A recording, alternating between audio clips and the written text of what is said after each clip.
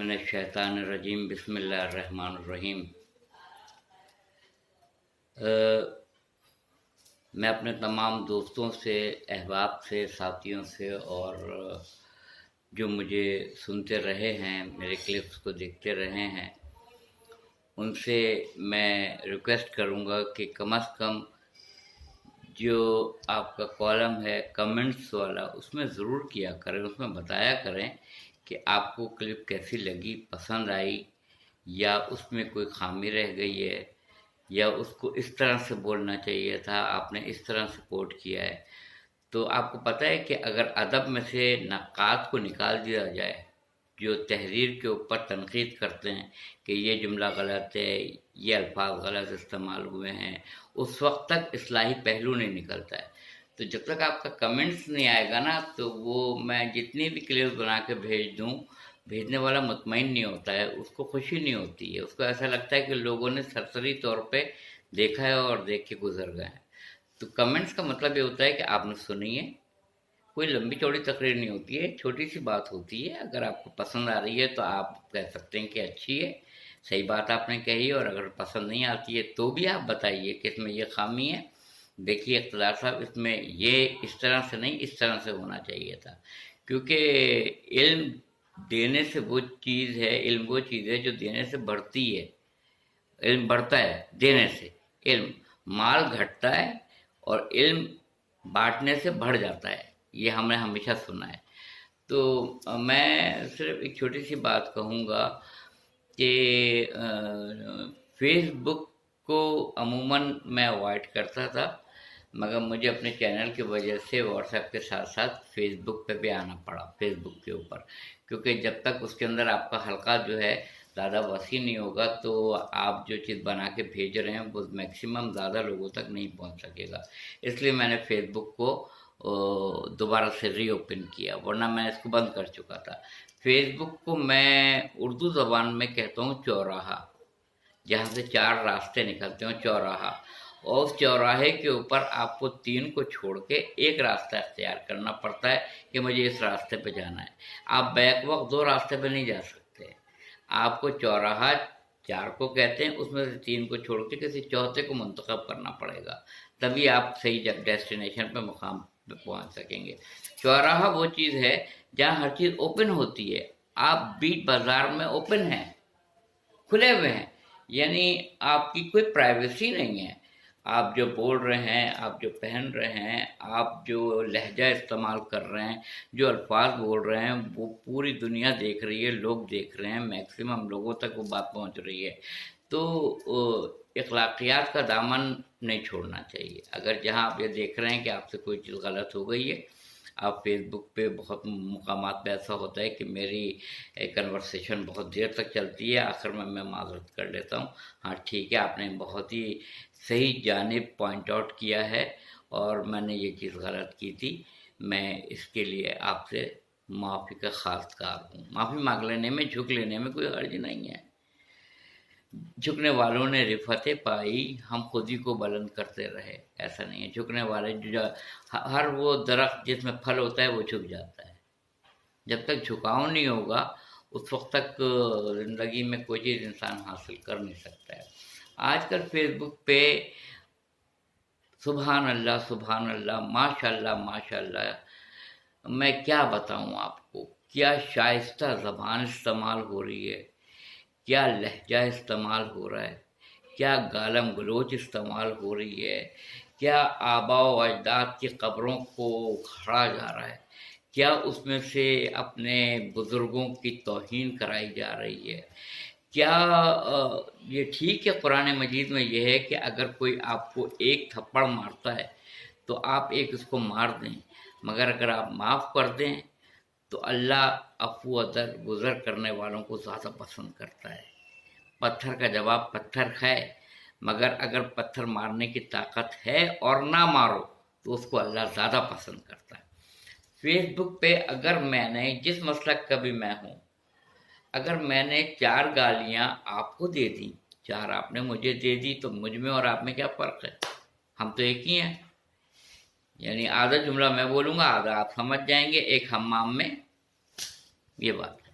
Face بک میں یہی چل رہا ہے. ایک حمام میں کسی نے پوچھا تھا کہ وہ لہری سے پوچھا تھا کہ فحاشی اور عریانیت میں کیا فرق ہے. تو مجھے یاد آیا کہ لہری نے یہ کہا تھا کہ اگر ایک حمام میں 10 غسل کر رہے ہیں تو یہ عریانیت ہے، اور اگر غسل خانے کا دروازہ کھول دیا جائے تو یہ فحاشی ہے. تو خدا کے لیے اپنے الفاظوں کو کنٹرول میں رکھیں. ہم کس کے ماننے والے ہیں، کس خدا کے ماننے والے ہیں، کس پیغمبر اکرم صلی اللہ علیہ وآلہ وسلم کے امتی ہیں، کس رحمت للعالمین کے ہم ماننے والے ہیں. ہم نے آپ کے لیے ذات رسول خدا صلی اللہ علیہ وآلہ وسلم کو اسوہ حسنہ قرار دیا ہے. آپ خلق عظیم کے مالک ہیں. آپ نے یہاں تک لوگوں سے کہا کہ اگر میں یہ کہوں کہ اس پہاڑ کے پیچھے کوئی فوج ہے جو حملہ آور ہونے والی ہے، اور تم جا کر دیکھو کہ نہیں ہے، تو تم کیا کہو گے؟ تو سارے لوگوں نے یہ کہا کہ ہم یہی کہیں گے کہ ہم اندھے ہو گئے ہیں، آپ صادق ہیں. پوری دنیا میں پہلے تھیوری پڑھائی جاتی ہے، پریکٹیکل بعد میں کرایا جاتا ہے. چاہے کیمسٹری ہو، چاہے فزکس ہو، چاہے وہ ڈاکٹری پڑھ رہا ہو، چاہے وہ کسی شعبے سے بھی وابستہ ہو، جہاں تھیوری پریکٹیکل ساتھ ساتھ ہے. قاعدہ ہے دنیا بھر میں کہ پہلے تھیوری پڑھائی جائے، بعد میں پریکٹیکل کرایا جائے. دین اسلام واحد وہ مذہب و دین ہے جس میں پریکٹیکل پہلے کرایا گیا، تھیوری بعد میں آئی. قرآن مجید کا نزول بعد میں ہوا. رسول خدا صلی اللہ علیہ وآلہ وسلم نے اپنے کردار سے، اپنی زبان سے، اپنے اخلاق سے، اپنے اسوہ حسنہ سے پہلے اپنے آپ کو امین اور صادق کہلوایا لوگوں سے. اس کے بعد پھر آپ نے توحید کی گواہی دی کہ جب اس پہ مہر لگ گئی کہ آپ صادق بھی ہیں، سچے بھی ہیں، اور امانت دار امین بھی ہیں، تو آپ جو کہہ رہے ہیں وہ سچ ہوگا. اس پر بھی لوگ یہ بولتے ہوئے چلے گئے نعوذ باللہ نعوذ باللہ، آپ جادوگر ہیں، اور آپ کے عقل و شعور پہ تہمتیں لگائی گئی. معاذ اللہ، اس کو بیان بھی نہیں کیا جا سکتا ہے. ہم ان کے امتی ہیں. فیس بک کے اوپر ایسے گندے گندے الفاظ استعمال ہو رہے ہیں، ایسے گالیاں دی جا رہی ہیں. اصحاب تو دیکھیے، اصحاب ہوں، اہل بیت ہوں، انبیاء ہوں، یہ تو چلے گئے ہیں. ظاہری طور پہ تو کوئی بھی نہیں ہے نا. اگر میں امام مہدی علیہ السلام کا ماننے والا ہوں تو وہ پردہ غیب میں ہے، ظاہر تو ہے نہیں. اگر میں حضرت عیسیٰ علیہ السلام کا ماننے والا ہوں تو وہ تو اٹھا لیے گئے ہیں، وہ بھی غیب میں ہے، نظر نہیں آ رہے ہیں. حضرت خضر علیہ السلام زندہ ہیں، وہ بھی نظر نہیں آ رہے ہیں. تو جو چلے گئے وہ تو چلے گئے. لکم دینکم ولی دین، سورہ الکافرون میں اللہ تعالیٰ نے کہا ہے کہ اے نبی ان سے کہہ دیجئے کہ ان کا دین مبارک ہو، آپ کا دین مبارک ہو. ان سے کہیں کہ یہ کسی کے خدا کو برا نہ کہیں، ایسا نہ ہو یہ پلٹ کے آپ کے اللہ اور خدا کو برا کہیں. اتنی ممانعت ہے. اہل بیت جا چکے، انبیاء جا چکے، اصحاب جا چکے. اب ان کی کہانی دن بھر ریپیٹ کی جا رہی ہے اور ماں بہنوں کی گالیاں دی جا رہی ہیں. یعنی افسوس کی بات ہے کہ اب ہم ان مراحل میں آ گئے ہیں کہ ہم کوٹھی سے کوٹھے پہ آ گئے ہیں، کوٹھی سے اٹھ کے کوٹھے کے اوپر آ گئے ہیں، اور ہم بازاری زبان استعمال کرنے لگے ہیں. ہم گالم گلوچ کرنے لگے ہیں. یہ ٹیلی ویژن پہ جتنے ٹاک شوز آتے ہیں، ٹاک شوز، اس میں اگر صرف ایک چیز کہتے ہیں نا کہ بات میں جب تک کہ غیبت نہ کی جائے تو اس میں لطف نہیں آتا ہے. تو میں کون پسند کرے گا کہ مرے ہوئے بھائی کا گوشت کھائے؟ اللہ نے منع کیا ہے. اس کو چٹپٹا مت بناؤ، اس کو مسالے دار مت بناؤ. تو اگر ٹیلی ویژن پہ ٹاک شو میں ایک اجازت مل جائے ایک چیز کی صرف، تو سب ڈرامے چھوڑ کے، پروگرام چھوڑ کے صرف ٹاک شوز دیکھیں گے. وہ ہے کہ لوگوں کا گریبان پکڑو اور ان کو گھوسا مارو اور ماں بہن کی گالیاں بکو.